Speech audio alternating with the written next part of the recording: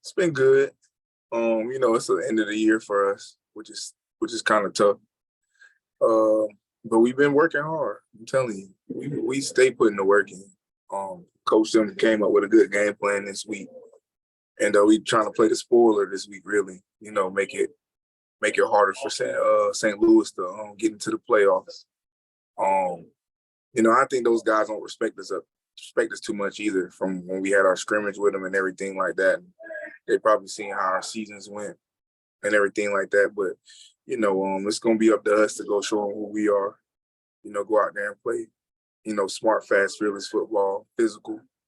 I'm really looking forward to the matchup with Brian Hill and number 88, Hakeem Butler. Those are two really good players, and I think that when you can go against some good players like that, you should always be excited because that's gonna always test you, and that's why we play this game. You don't want to play against, bad competition. You want to play against the best because that brings the best out of you. So, I'm just looking forward to that, and our team's looking forward to going out there playing spoiler. The opportunity with pros, and like I hadn't played football in a long time. Up until this year, and I know I've had some teammates the same way. So, every game is a new experience. Plus, we get to play in the dome, right? That's what they call it, the big dome out there in St. Louis. So, should be packed with them trying to get an opportunity to make the playoffs. So, I live for that type of stuff. So, I think we've had a good week of preparation, and I'm excited to go play again. To be honest. Yeah, Terrance, always a pleasure. And What's not up, only Alan? what's up, how you doing? Good. Doing good. How you doing? I'm doing great. Thanks for asking. And now, not only with this team, they have to not only do they have to win, they have to actually get a lot of points, and it might come down to that. Are you as a defense prepared for that as well? That they have to score a lot of points against you?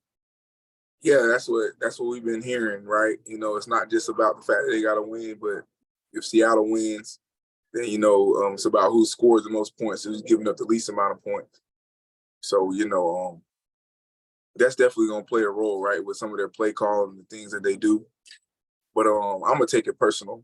You try to run up a scoreboard or think that you're gonna run up a scoreboard. You better come out here and try to win this game first. That's how I feel.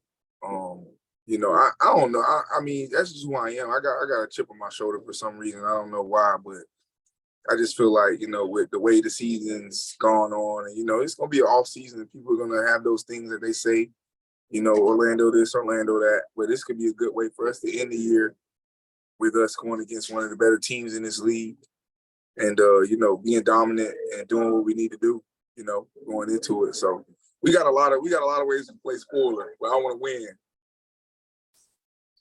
I mean, T Plum, good to see you again, man. Obviously no surprise that you're talking like a football player and all that and wanting to win. But I want to build a little bit on the concept that we have going into this with them wanting to put up more points. And then on top of that, AJ McCarron has been dealing with the shoulder injury. You've mentioned that B Hill is on their side. Brian Hill's an excellent running back in his own right. Do you think that could set up a potential where you as a defense may be able to take advantage of, let's say, McCarron's shoulder isn't as right as it should be, kind of like we saw against Seattle? Is all of that what's different about preparing for a guy where you don't really know his status, like in McCarron's case? Yeah, I didn't know. I know he was injured from when the number 14 played for him through watching film, and I knew he didn't play that game. But football is one of those sports. If you're out there, people expect you to perform. So I'm expecting AJ to perform with the playoffs on the line, right? But like you said, that if he does have a shoulder injury, they might lean more heavily on the run game, But the thing is, though, is if they lean heavily on the run game, their point differential, it's going to be kind of hard to score a lot of. I mean, unless they're running it all the way down our throat, making big runs, and I haven't seen that really happen too much this year.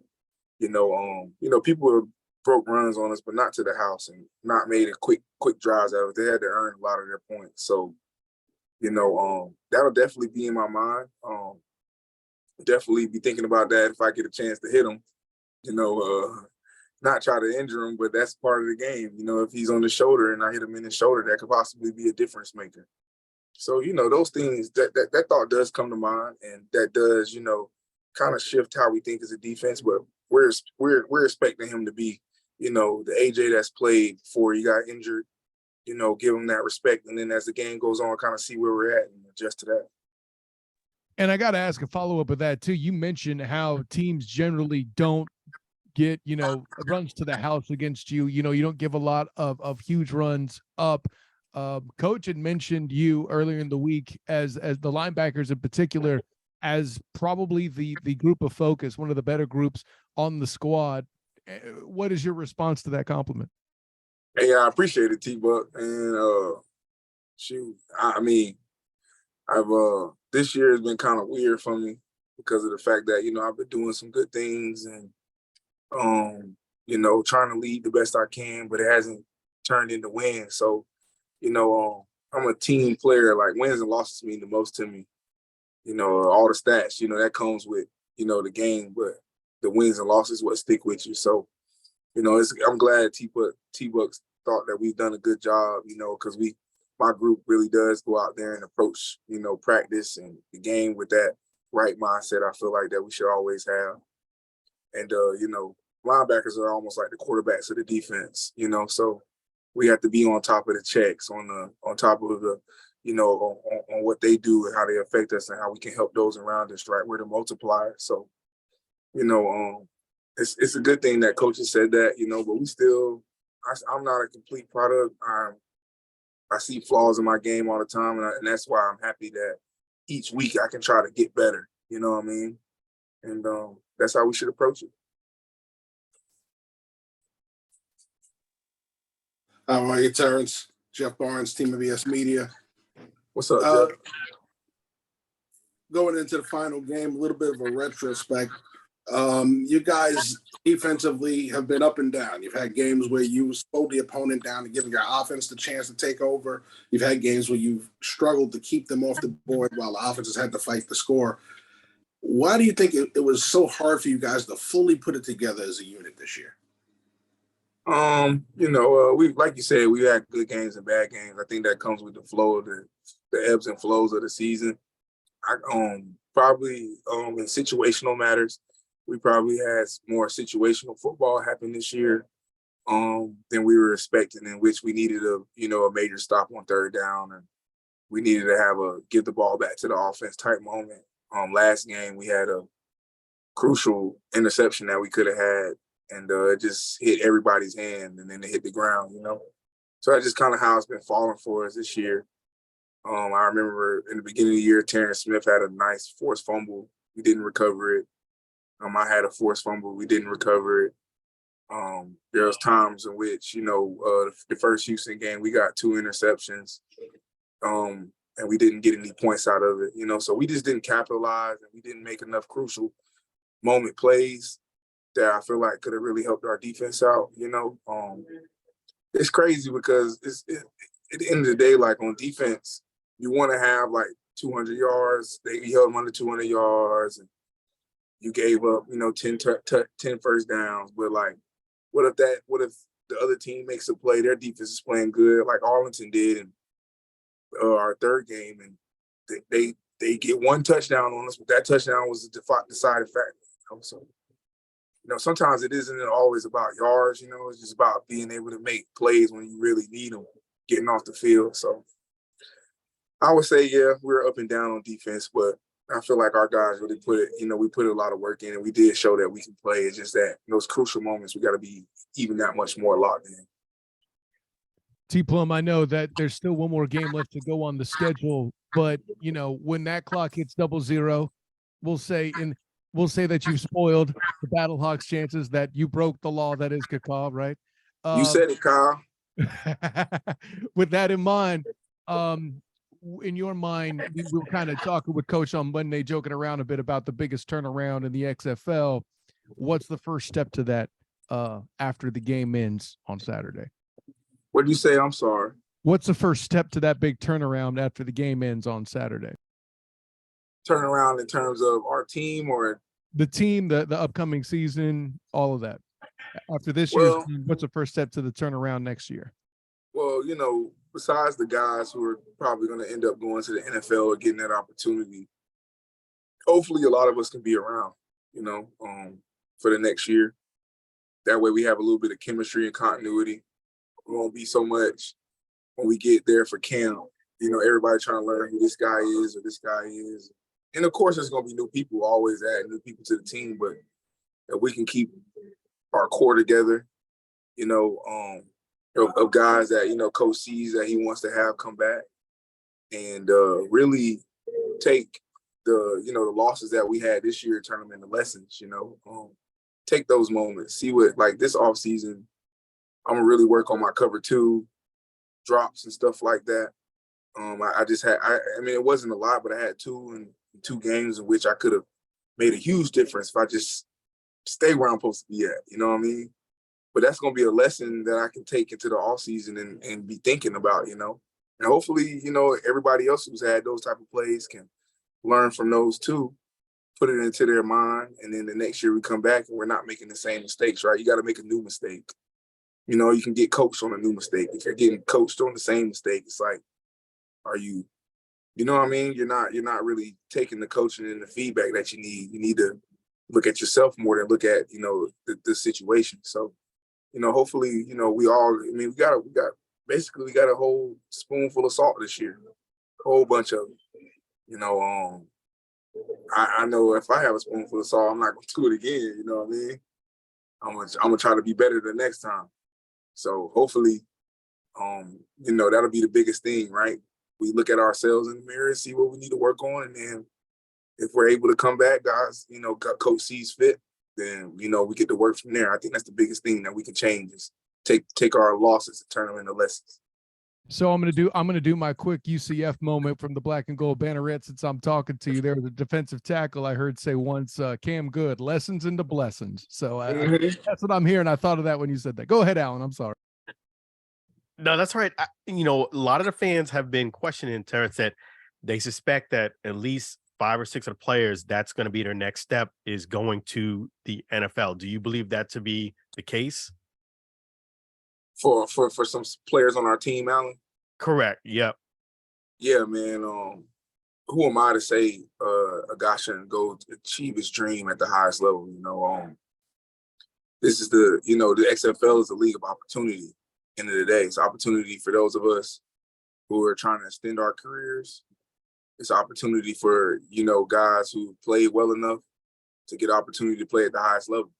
And I wish nothing but the best for those guys. The NFL is all of our dreams as kids, right? And if you get an opportunity to take it, I always say take it in a heartbeat because you're never going to get that experience back, and also you don't want to live with that regret. Okay, the NFL thought I was good enough, but I don't know if I'm good enough, so I'm just going to stay down here. That's going to be like a whole year you thinking about that. Like what if I had done this? What if I had done that? No, take your opportunity. Because at the end of the day, if you don't make it to the NFL and somebody still wants you to play football, the XFL will be here. So, what I would say to those fans is you should support that player, right? You should really support that player because that player might be back to your team in the next 5 to 6 months. You never know how it goes. So just support them. I'm sure that player appreciate that support and, give thanks and be appreciative of that because we all need that. So I pray that, some of my teammates get to go to the NFL because I'm going to be rooting them on too. Yeah, and that crowd is going to be, to end the season, probably the biggest crowd that we've seen, the team seen for the whole year. How do you feel as if you're going to deal with, 30,000 plus fans screaming? I was just talking about it with one of my teammates. I'm gonna raise my level up. That's why we played. We want to play in front of 30,000, 40,000, 50,000 fans. I played on the road at UCF, and we had some really big road wins in my career there. We beat Penn State in front of 100,000. We beat Louisville in front of 75,000. And what people don't realize is, the craziest thing about playing those big stadiums is that it gets super loud, right? It's the craziest loud you've ever seen.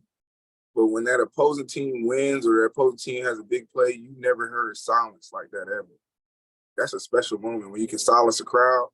They're hyper, they're active, but then you hear that quiet shush, and you do one of these. There's not a better feeling for a road opponent to be able to do that. So, I'm looking forward to it.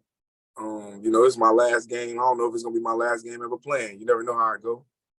So I'm excuse my language. I'm gonna be talking big shit, big hits, and enjoying it because I know for the next, foreseeable future, I don't know what my football career gonna be. So I'm gonna go out there and enjoy it.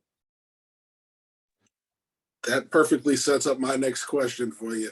All too well, you're given a very limited time physically alone to play this game. How appreciative are you for this opportunity you've had this season, knowing that in the past few years, this wasn't around for many people? I think my play has been my biggest appreciation and gratitude, right? I think if you watch me play, and I'm not trying to brag on myself or nothing like that, but I'm just intense. And the reason why I'm so intense is because I'm just so thankful. And I know that, this moment could be gone. I've had it gone for many years, faced many trials and tribulations coming to football, but, it seemed to come back to me, and it came back to me this year.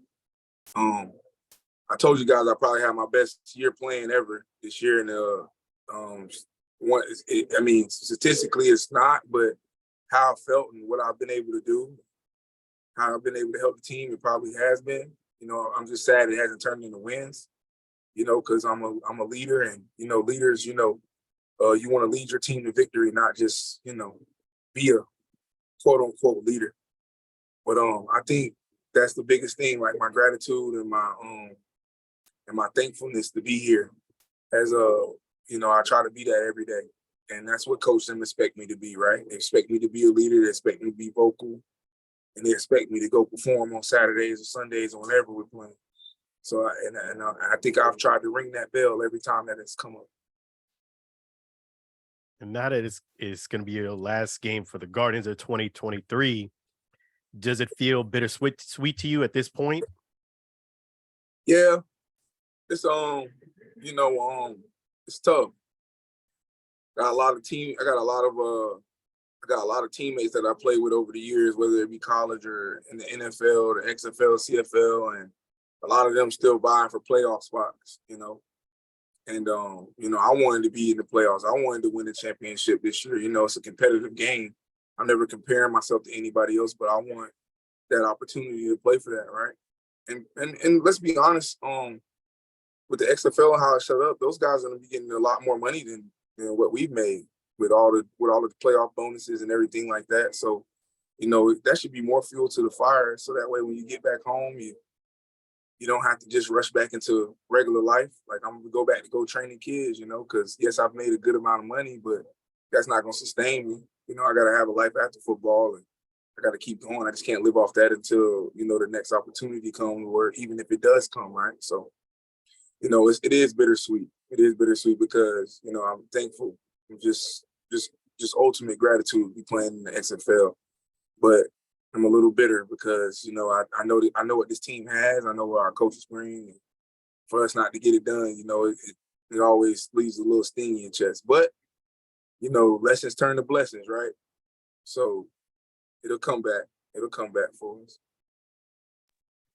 Yeah, I have to ask real quick too. You mentioned, the opportunity to go out in front of that big crowd there in St. Louis. From the league standpoint, how encouraging is it to see that turnout at that stadium and to kind of see the XFL secure? Hey, we're going to have another season. There's no COVID, thank goodness, anymore, right? How confident are you in what the XFL has done as a league in this opening season? I I watch the TV copies all the time of the games. It was beautiful. San Antonio game before we hit the field, they had this cool thing with the lights that they did before they got out there, and 4 massive jumbotrons.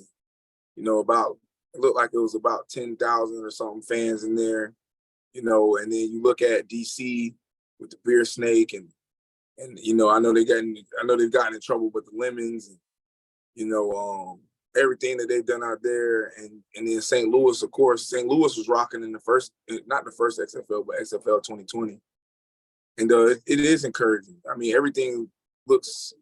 The production of our league isn't they haven't cut any corners with that, and when people see us on TV, it looks like a great product, and plus, like these last 4 or 5 weeks, all the games have been close. Everybody's fighting hard, and it just looks good. It shows us a lot of parity in the league.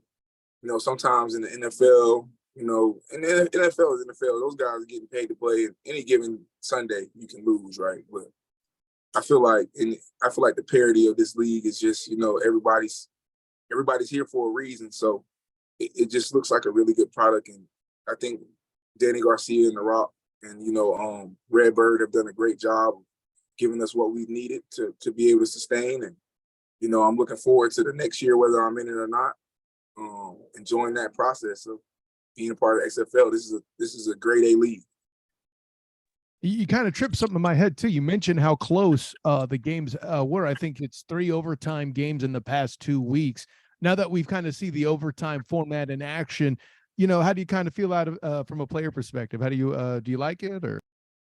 Man, it's probably the most exciting overtime that I can think of comparatively to any other league. One play, from the different yard lines. Each team gets an opportunity, to get, multiple chances, right? That was the thing in the NFL for a while. One team goes down and drives and scores, the other offense. That happened to Patrick Mahomes. People want to see that shootout. Was it Josh Allen or Patrick? I can't. It was Josh Allen. It was both. Yeah. It was both of them. They both had that happen, right? So there's a lot of issues with that. I think the college one is really good too. The Texas shootout, how they have that. But the thing is, in college, if you get stopped, your offense gets stopped, and the other team is right there. They can kick a field goal, win the game. Nobody wants to really see a field goal win the game at that point in time. You might, but I want to see somebody score a touchdown, do something, make a great play. I'm not saying that a kicker making a kick isn't a great play. It is, but you never know with kickers and stuff like that in that moment, because that's a high pressurized moment. But I think that the way we do it in XFL is just, I think the NFL might adopt that maybe. I'm not sure, but we do a lot of stuff in this league that people enjoy. So, it's good for the consumer. Yeah, and for what it's worth, the fans do believe that you were one of the handful of people that should be elevated to the NFL. That's what the fans think. Well, I appreciate it, that they think that way. I don't get too caught up in it, man. I got this tattoo right here. If you can see it, I don't know if you can see it, but it's these arrows facing each other. The left side means the past, the right side means the future, and they're both can join into each other. And in the middle is a dot, and that's the present. And I just try to live in the present. I used to get caught up in what I could do, and I feel like that really messed me up. So I just stay right there. I do appreciate them for saying that, and I do think that I could play in the NFL. I've done it before, and I think I could do it again, especially with the knowledge I've gotten now. It may not happen because of, factors, being older and, all of the little things. I'm not a big guy, but, my heart knows that I can play at the best in the world, but I play in the XFL and I want to be the best in the XFL. That's just where my heart's at. So that's just where I'm at with it. Interestingly enough, that tattoo, TP, kind of also looks a little like the XFL logo. Yeah, it does, doesn't it? That's crazy. Good call, Andy. I didn't see that till just now. It does. That's crazy, Andy. With good eye. Well, I ain't even thinking about that. It does. The intersection of what do we say? The intersection of dreams and opportunity, or something like that. Anyway, anything else for TP, guys? Yeah, one last one before we wrap it up.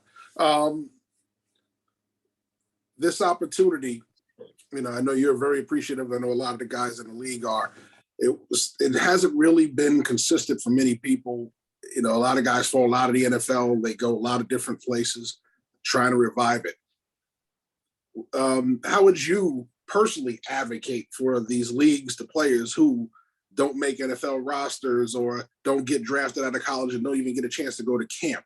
How would you personally advocate for those guys to come to the XFL? For the love of the game. They say that when you really love something, you ain't got to get paid for it. But you still get paid for it in this league, right? But the thing is, if you really love the game of football, it doesn't matter what level that it's on, you know what I mean, as long as you get an opportunity to play. And, you know, and that's where people got to realize, you know, who you do it for. Are you doing it for the clout, for the fame? Are you doing it for, you know, notoriety? Or are you doing it just because you love the game? You know, and that's what I would tell people is, if you love football and you love to play, this is a place to be. It's a home, it's a family environment. You know, I'm with these guys 24/8, feel like. Stay in the same hotel, eat lunch, eat breakfast together, you know, go out together, you know, when we want to go eat at games and stuff like that, really get to know people, you know. I felt sometimes in NFL, you know, my tax bracket when I wasn't able to talk to Trent Williams sometimes, you know what I mean?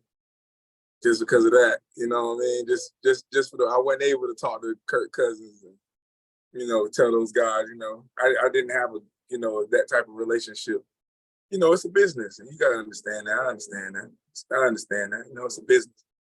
But if you love football and you want to make some money and you want to be seen nationally, we've had multiple games be viewed by millions of people.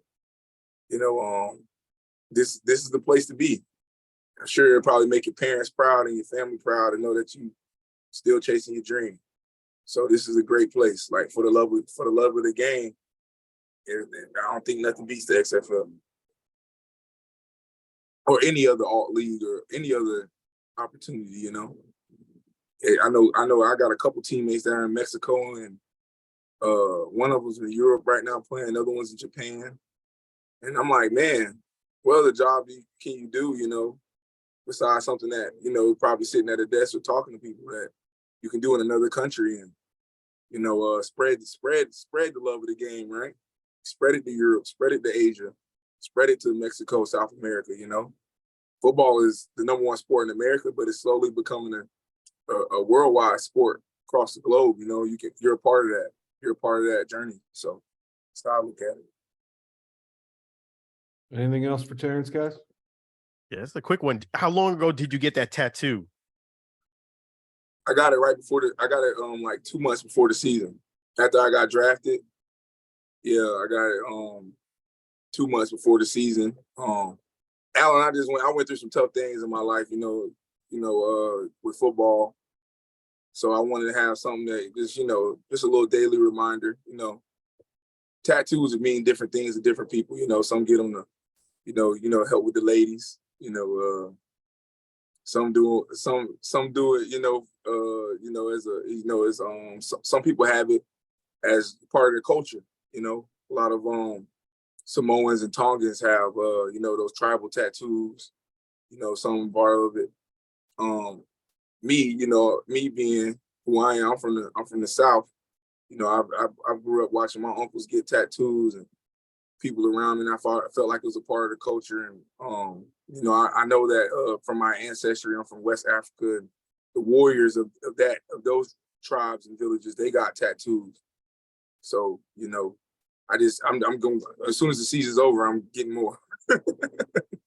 So, you know, just a way to, I just get things that symbolize me, and kind of like, you know, little walking art of who I am.